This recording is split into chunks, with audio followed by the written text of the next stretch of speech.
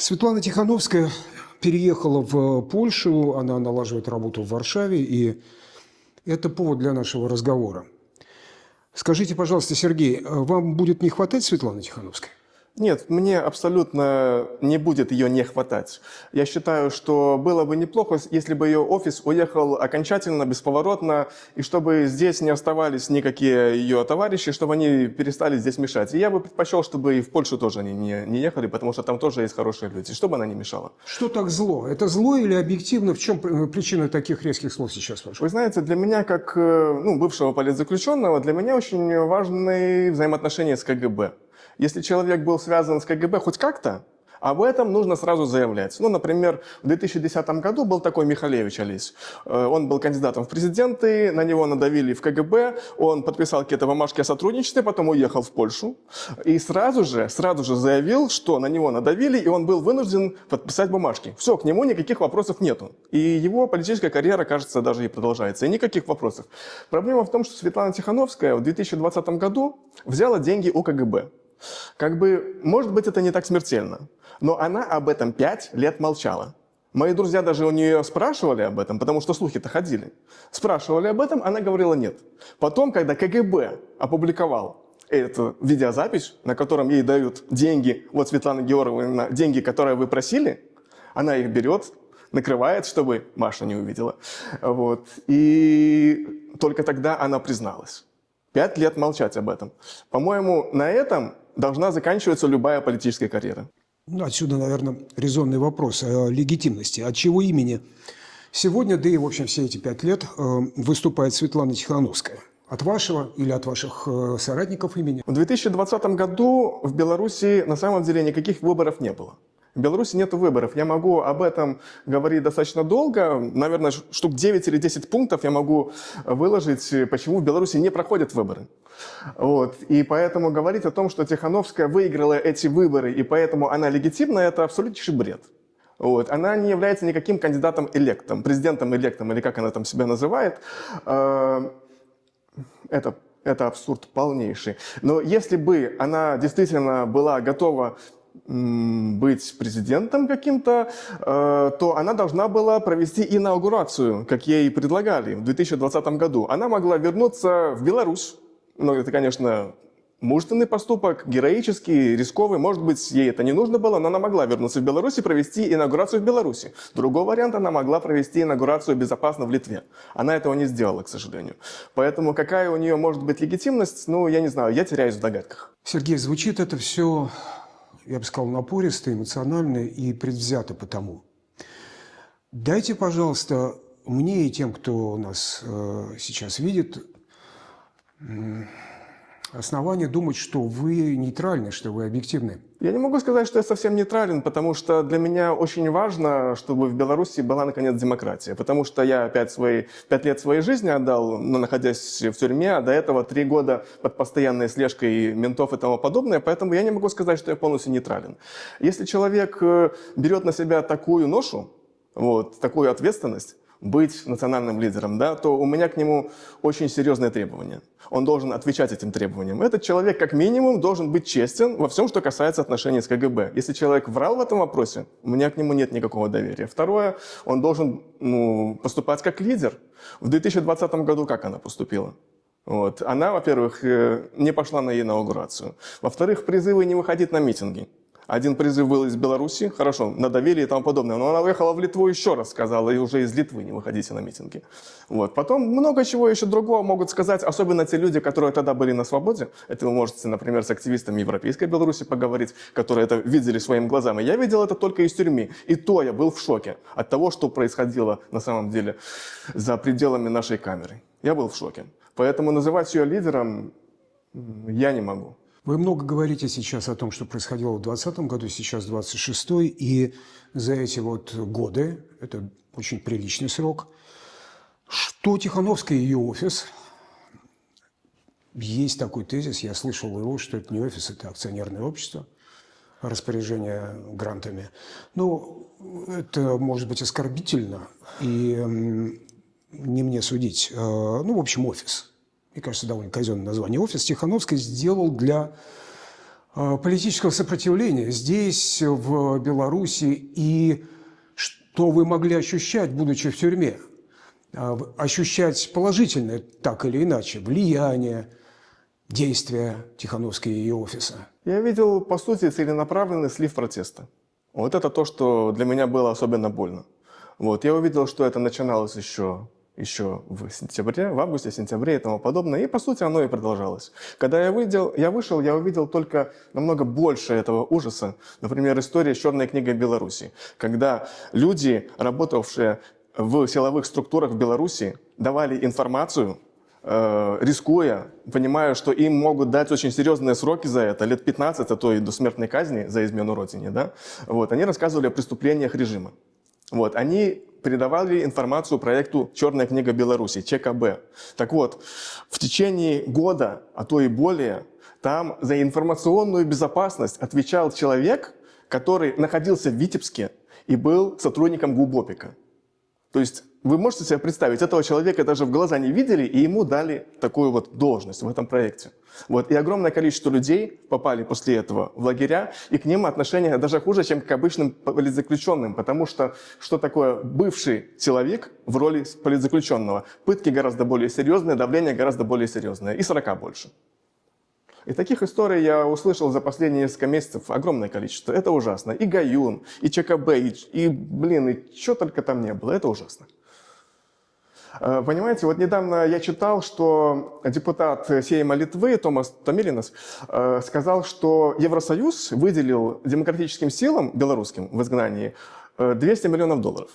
Америка выделила, я видел цифры, где-то 150, по-моему, миллионов и тому подобное. За эти деньги можно было выстроить очень серьезную инфраструктуру солидарности, очень серьезную, даже самоподдерживающуюся инфраструктуру, которая помогала бы диаспоре, материальная, там, помощь с работой, помощь с юридическими какими-то услугами и тому подобное. Этого сделано, во-первых, не было. Во-вторых, тем людям, которые действительно этим занимались, такими как, например, Коллегова допомога, Карыч наш дом и многие другие, им, наоборот, вставляли палки в колеса. И это не отдельно какие-то, не знаю, конфликты. Это целенаправленная, постоянная клевета через подконтрольные медиа и тому подобное. Например, внезапно оказывается, что, я не знаю, Карыч под ее гарантии поехали в Москву встречаться, там, Федота и тому подобное, ну, знаете, заговор Винни-Пухов, так называемый. Вот. И в течение нескольких лет эта откровенная клевета и ложь распространялась. Вот, через подконтрольные офису СМИ. Потом, когда освободились, там, Зинкович, Федота и прочее, оказалось, что это вранье. Кто-нибудь принес извинения? Никто не принес. Но все же, может быть, вокруг вас, если не лично вам, есть люди, которые могут сказать спасибо Светлане и ее офису в той или иной помощи, социальной, политической. Может быть, есть такие примеры? Я все пытаюсь понять, насколько вы непредвзяты, насколько вы нейтральны. Конечно, такие люди есть. Такие люди есть, особенно первые 100 дней, как мы говорим.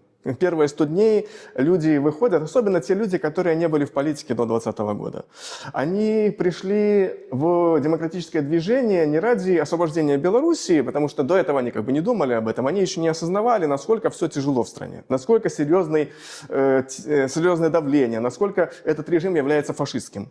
Они пошли конкретно за Тихановской. Они отсидели много лет. И выходя и видя вот этот вот ужас, вот, им очень трудно признаться в том, что они сидели, ну не то чтобы зря, но они сидели немножко не за то, может быть. Может быть, они не совсем понимали, что они делали тогда. И, может быть, они бы не поступили таким образом тогда. Поэтому очень многие в течение 100 дней очень сильно поддерживают Тихановскую, но потом у них мнение меняется после того, как они узнают и про ЧКБ, и про все прочее. Кто-то с ней остается. Да, есть такие. Но их не то чтобы сильно много. Если, например, вы бы зашли в чат каких-нибудь добровольцев, которые воюют сейчас там, в Украине, вот, то если кто-то там скажет что-то про Тихановскую, то, скорее всего, получит в ответ что-то матное. Вот. И недавно такая история была, когда глава Белорусского добровольческого корпуса прокомментировал выступление гражданина Лебедька из офиса Тихановской с портретом одной из погибших женщин-добровольца в Украине, белорусский. Вот. Он сказал, что это величайший позор для любого добровольца, чтобы такие люди держали их портрет. Вот. А потом было очень-очень неприятное предложение, очень неприличное даже предложение в адрес Лебедько. Поэтому добровольцев они тоже не представляют. Я не знаю, кого на самом деле они представляют. Очень узкую группу людей. В таком случае, чьи же проблемы и какие задачи решает Тихановская, ее спутники, ее помощники, советники решают в своих поездках в Брюссель, в Вашингтон? Я не знаю. Скорее всего, какие-то свои. Большинство проблем белорусов Вильнюса решают другие организации. Ну, прежде всего, это «Допомога», и прежде всего, это «Наш дом». Ну, еще там «Весна», конечно же, там и Freedom House и прочее. Вот. Поэтому, честно говоря, я не очень понимаю. И очень часто бывает так, что, например, в Украине есть проблема. У добровольцев непонятный юридический статус. Раньше было так: ты отвоевал, на следующий день ты должен свалить из страны. Все, ты уже здесь нелегал будешь. А куда ты поедешь? В Литву? Так тебя сюда не пустят. Скажут, что ты какая-нибудь угроза национальной безопасности или еще что-нибудь. В Польшу в лагере посиди там с нелегальными мигрантами. Это человек, который защищал рубежи Евросоюза, и он должен... Его права, по сути, никак не защищались. И вот прошло много лет, по сути, 12 лет после начала войны в Украине. И тут, наконец-то, сдвинулось с мертвой точки это дело. И, наконец-то, Рада начинает обсуждать законопроект о юридическом статусе добровольцев белорусских. Да? Это не дело офиса Тихановской, это дело тех людей, которые в Украине эту тему продвигали. Прежде всего добровольцев и тех людей, волонтеров, которые помогали им. Вот. Ну, сейчас офис пытается примазаться к этому, они постоянно этим занимаются, они пытаются примазаться к этому делу. Им добровольцы отвечают: идите. Неприлично. Но, тем не менее, они все равно снова и снова пытаются сказать: это наше достижение. И так постоянно. Вы чем-то обижены с ее стороны? Я оскорблен. Я оскорблен прежде всего, что человек, который брал деньги у КГБ, и человек, который говорил: не выходите на протесты в самый разгар протестов, имеет наглость называть себя лидером белорусов. Это позор. Да, сейчас появился другой человек, Мария Колесникова. Может быть, она является выдающимся, я сейчас без всякой иронии, видным, так сказать, представителем политических белорусов или белорусов в целом. Вот она, например, говорит, будучи длительный срок в, опять же, тюрьме, значит, о том, что нужно... Смысл такой, не в таких словах, но смысл такой: нужно находить какие-то мосты, нужно строить сотрудничество с режимом Лукашенко. Ну вот, выдвинулся на первый план еще один представитель. Ну, не только один, есть и другие лидеры на самом деле. Но что касается конкретно Марии Колесниковой, у меня нет никаких фактов, как, например, по Тихановской, что она там работает на кого-то. Вот, поэтому это сразу минус, уже лучше отношения. Второе – это политзаключенный. То есть она просидела в лагере очень долго. Вот, поэтому, и насколько я, опять же, знаю, она не делала там ничего плохого. Это еще один плюс. Поэтому мне ругать ее так, как я ругаю, допустим, Тихановскую, несколько проблематично. Вот. Есть некоторая солидарность в этом случае. Но я не согласен, конечно, с ее высказыванием. Я считаю, что это абсолютно неправильно. Понимаете, очень многие люди пришли в революцию только в 2020 году. Все предыдущие годы они жили вне политики. И они не понимали, насколько все плохо в Беларуси. Возможно, даже до сих пор еще не совсем понимают. Вот. Это так называемые невероятные. Розовые пони, мы их еще иногда так называем. Как бы многие из этих людей, они очень полезны. Вот. Многие из них, они очень хорошие люди, но иногда проявляют некоторую политическую близорукость. Я не знаю, что это в случае с Марией, она близорука или что-то еще, но я с ней абсолютно не согласен. Я считаю, что это нормально, что в демократическом обществе у разных людей есть разные взгляды. И я заявляю, что я не согласен, конечно, с тем, что она предлагает, например, литовцам разрешить транзит калийных удобрений. Мне кажется, это абсолютно неправильно. Лукашенко отпускает политических заключенных только потому, что на него есть давление. Чем хуже будут идти у него дела, тем быстрее он отпустит политических заключенных. И самое главное, тем быстрее прекратятся репрессии. А самое главное, это не то, чтобы отпустили вот 1000 человек, которые там сейчас сидит, 1500, по-моему, или сколько там сейчас официально политзаключенных, а реально еще чуть больше. Потому что не все в списках, потому что «Весна» не имеет возможности там работать сейчас. Поэтому мы не знаем, может быть, их 2000. Ну так вот, отпустим эти 2000, так на следующий день сядут еще новые. Вот, поэтому это самое главное. Главное, чтобы в Беларуси перестали сажать за слова, за одиночные пикеты, за митинги. Вот это мы должны сделать. Мы должны расширить пространство свободы. И для этого мы должны использовать в том числе санкции. Объясните, пожалуйста, вот как вы считаете, проведя тоже годы в тюрьме, в заключении, и имея тот же, наверное, ну или базово тот же, так сказать, не в деталях, базово тот же опыт, что и Мария Колесникова, как может произойти незаметно для человека в заключении переход из, я бы сказал, ментально подчиненного положения на сторону подчинившую? То есть, так сказать, задумать, замыслить, в общем, ровно так же, таким же образом, так сказать, как и те, кто тебя посадил. Вы думаете, вы имеете в виду стокгольмский синдром? Что-то в этом роде? Допустим, да. Это возможно. Когда я видел ее интервью, в котором она говорила о том, что ей было приятно шить форму для военных, ну, честно говоря, у меня на душе немножко кошки скребли, я этого не понимаю. Ну, для меня, например, было очень важно, что мне удалось за эти годы, что я провел в тех местах, практически не работать.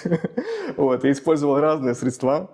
Вот. Сначала это было проще, потом это было сложнее. Я шел на что угодно, чтобы, сколько это возможно, не работать на ментов. Вот. И тем более, вот, если бы меня заставили делать ящики для снарядов, форму для военных, для ментов, тогда мне пришлось бы, не знаю, получать, наверное, дополнительный срок за отказ. Здесь я хотел бы добавить, что я встречался с недавно выпущенным на свободу, и, к счастью, они ушли сюда, на Запад, белорусами, которые свидетельствовали о том, что в белорусских колониях работают на армию, в том числе и на российскую. Очень активно, очень активно. Во многих колониях. В ВК-22 делали ящики для снарядов, это Ивацевичи. В Могилеве ящики для снарядов и форму шьют. Да, практически везде, я думаю, в каждой колонии, абсолютно в каждой. В некоторых местах делают даже элементы для ракет, как говорят. Говорят, в Бобруйске, как сказал мне один человек, освободившийся оттуда, делают элементы для ракет «Град».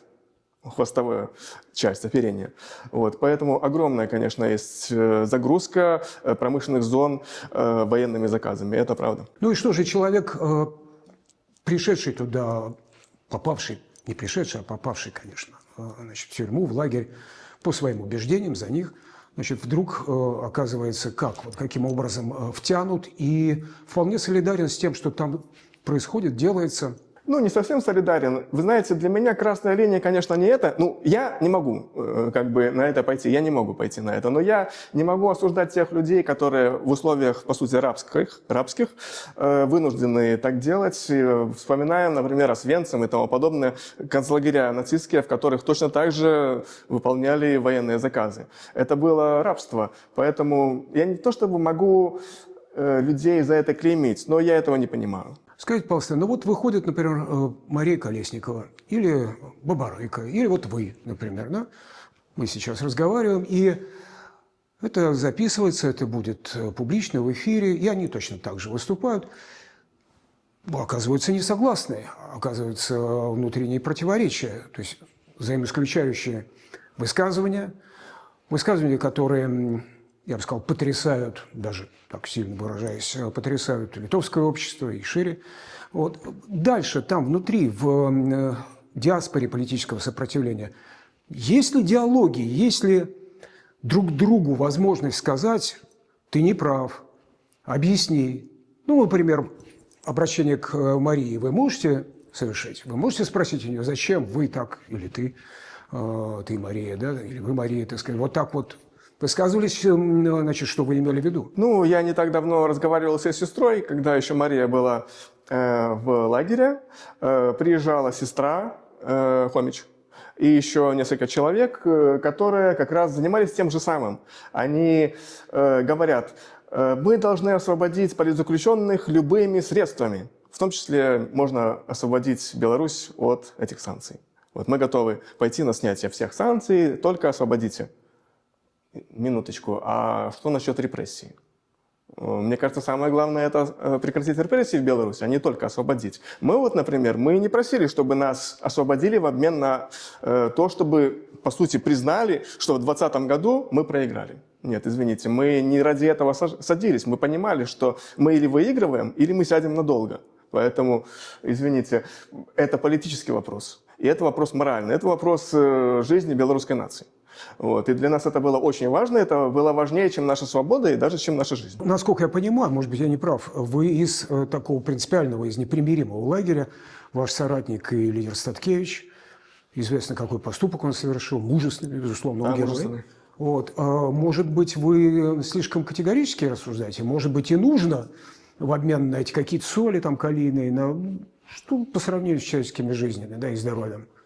Может быть, есть какая-то суть, значит, в том, что говорит Мария? Да, определенная логика в этом есть. Конечно, человеческие жизни, они имеют значение. Но не стоит забывать, опять же, репрессии продолжаются. Что мы будем делать с этими человеческими жизнями?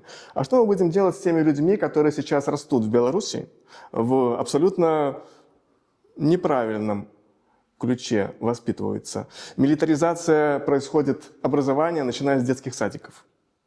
Вот.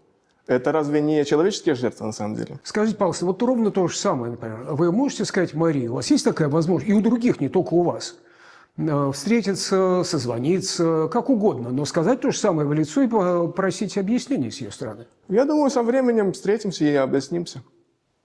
Я думаю, да. Посмотрю ей в глаза, это самое главное, потому что, вы знаете, когда встречаешься с человеком и смотришь ему в глаза, ты понимаешь, о чем он на самом деле думает, и можно ли ему доверять. Например, когда я впервые встречался со Статкевичем, я ему не доверял абсолютно. Вот. Но я посмотрел ему в глаза, и я понял, что этому человеку доверять можно. То же самое было бы неплохо сделать с Колесниковой, посмотреть ему в глаза.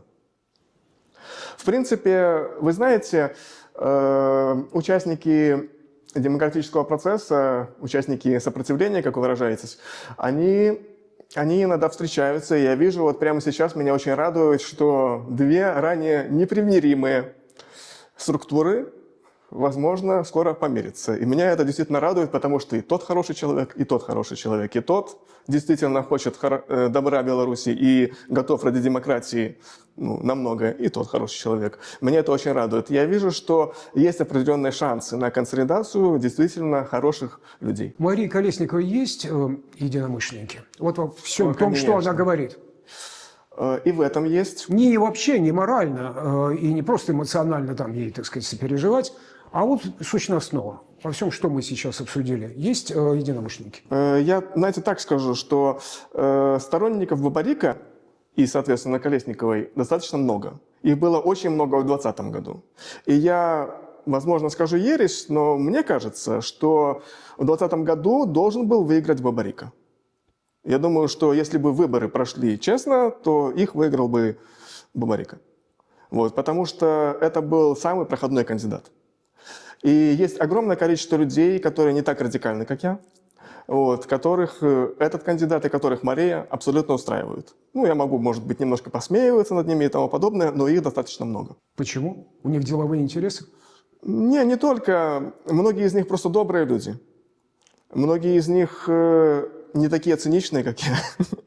Многие из них, может быть, не так глубоко в политике, и они видят добрую Марию, вот, которая говорит хорошие слова, от которой очень много позитива, вот, которая улыбается, делает сердечки эти. Это, на самом деле, подкупает. И меня подкупало, когда я это видел, находясь в лагере. А что дальше? Это коронный такой, театральный, на самом деле, режиссерский вопрос. Что дальше? Вот вы описали такую Тихановскую, такой офис. Есть Колесникова, которая говорит вещи, в общем, непонятные внешнему сообществу, я имею в виду. Я не знаю, как в белорусской диаспоре, но внешнему неожиданные и непонятные. Что же дальше? Как вы думаете, возможно ли какая-то единая, я имею в виду созвучная, на одной волне, в принципе, так сказать, деятельность диаспоры? Может ли что-то не то чтобы управляться, а может и управляться? По крайней мере, координироваться как-то вот сейчас уже через 6 лет. Смотрите, для того, чтобы объединиться, нужно иметь общие моральные ценности и общие цели. Предположим, половина за то, чтобы сохранился статус-кво. Их все устраивает. Я считаю, что офис Тихановской все устраивает. Если в Беларуси сейчас что-то изменится, я не думаю, что для офиса это будет хорошо. Я думаю, что они сойдут с арены. А есть люди, которые, несмотря ни на что, несмотря ни на какие личные свои интересы, заинтересованы в том, чтобы Беларусь была свободной и хотят туда вернуться.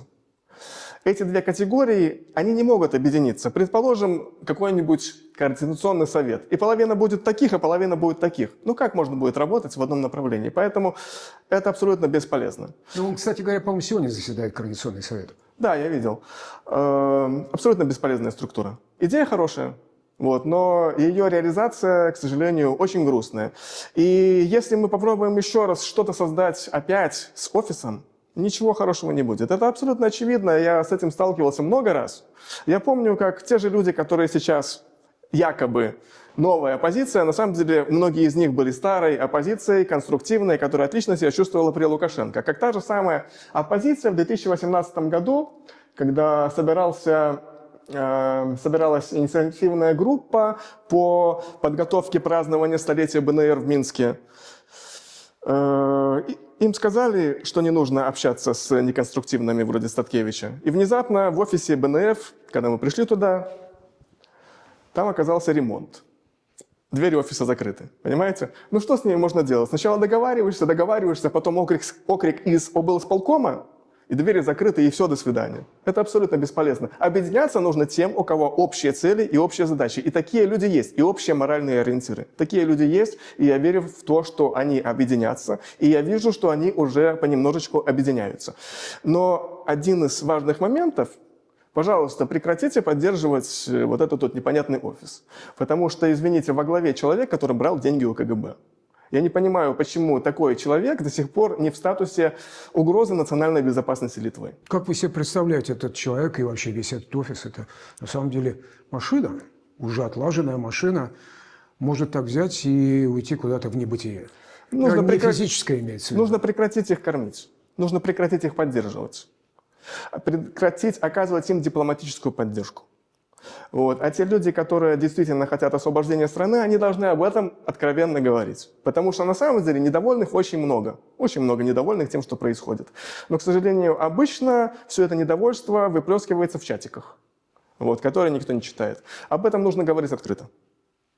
И очень конкретно, и с документами. На самом деле это означает в определенном смысле собственное внутри сопротивление расследования дел всех за 5-6 лет, может быть, да? По сути, да. Вы знаете, проблема в том, что у белорусского сопротивления нет до сих пор выстроенного, установившегося института репутации. Это очень важно, потому что ты можешь делать что угодно. Ты можешь воровать, ты можешь, я не знаю, рассылать свои члены зависимым от тебя людям. Понимаете, в чем дело? Человек рассылал члены белорусским бывшим политзаключенным или политэмигрантам, он не рассылал литовкам, например, потому что трус. Я говорю про главу этого Байсола, да, Стрижака, Андрея Стрижака. Он рассылал девушкам из Беларуси, которые от него лично зависели. После этого он на несколько месяцев отошел от дел и теперь создает новый фонд. При этом нарушая все договоренности с тем фондом, из которого он ушел, сохранив там счета и тому подобное, хотя должен был их отдать, обещал. Самое главное, его поддерживают те же самые проофисные СМИ. Компания просто единодушная. Как это происходит в Беларуси, когда какой-нибудь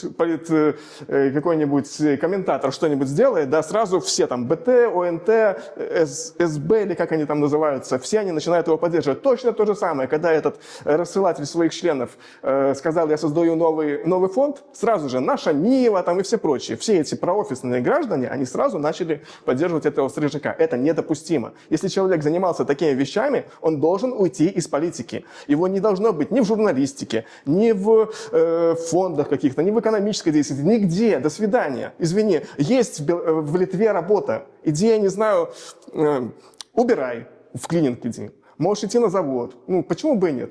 Отстань уже от белорусов. Сергей, картина грустная, мрачная. На этот момент, с ваших слов, вот так. Самое тяжелое – это когда тебя бьют в спину.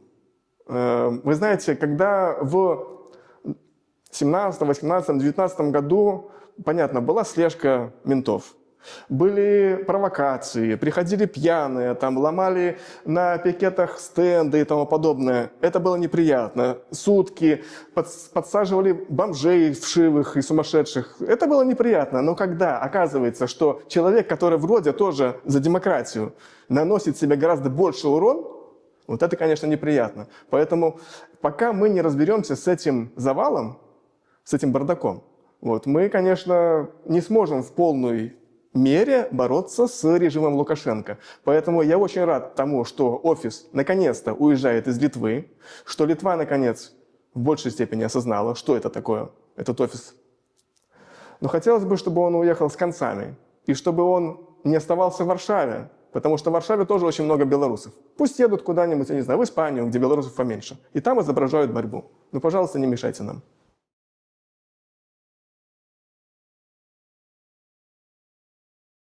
Да, кстати, еще хотел бы вспомнить такую историю. Получилось так, что «mea maxima culpa». Я виноват.